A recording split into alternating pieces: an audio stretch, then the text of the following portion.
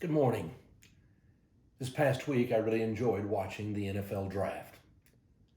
I enjoy it not because I'm so anxious to see where all these different young men go to play football, but I love learning their life story. And there's so many wonderful human interest stories that come out of the NFL draft every year. Because of that, I thought I might spend some time this week sharing with you some of my most favorite stories that I learned about some of these different men, stories that I did not know. And I wanted to start today by telling you about Najee Harris.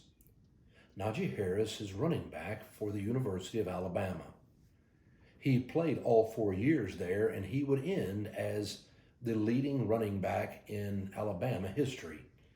He would wind up having rushing yards for a total of 3,843. He would have total yards from scrimmage record of 4,624. Total number of touchdowns, 57. All of those would be now new records for the University of Alabama. Now he's a powerful running back, standing 6'2", 230 pounds. I mean, he is a tough runner. But one of the things he was most known for was that he was a high jumper. That whenever he'd be going at someone, they tended to go low, and he would kind of lean down like he was going to take them shoulder to shoulder, and then he would spring into the air and leap over them, and they simply got nothing, and he kept on running. His mother didn't like the move, and neither did Coach Saban. They were so afraid that he might get hurt. But it was just his instinct, no matter what, to do whatever was necessary to keep on running. He was incredibly successful. So he now was drafted, very first round, 24th draft pick by the Pittsburgh Steelers. And I have a feeling we're going to hear a lot from Najee Harris in the NFL for years to come. Well, that all was exciting, but that's not why I really liked his story. Now, I liked his story because he grew up in California in the Bay Area. It turned out that his family really hit some hard times. And in the end, they had to go live in the Greater Richmond Interfaith Program homeless shelter. He and his 4 siblings and his mom and dad would wind up living there actually for several years. They were really in such tough times. Finally, they would be able to move out, but they would move from home to home or apartment to apartment 8 or 10 times before he could graduate from high school.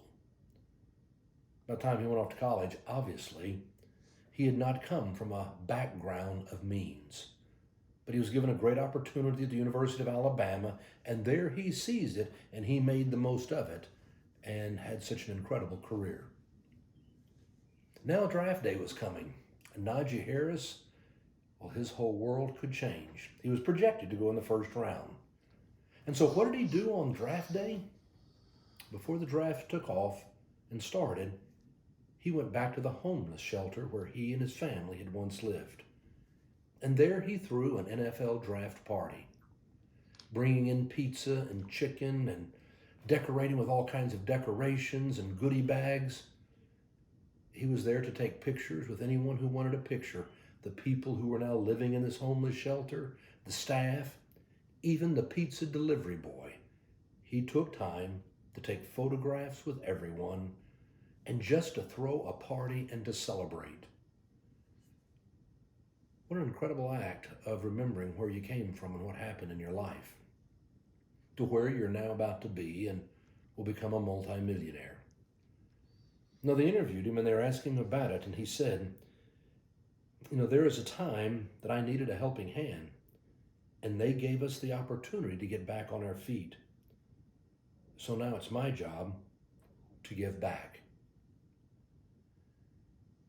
Jesus said, whenever you do it unto the least of these, you do it unto me.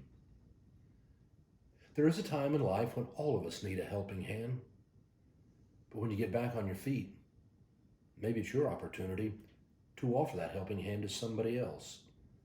And that's how we share the gift of God's love and bring hope in the world.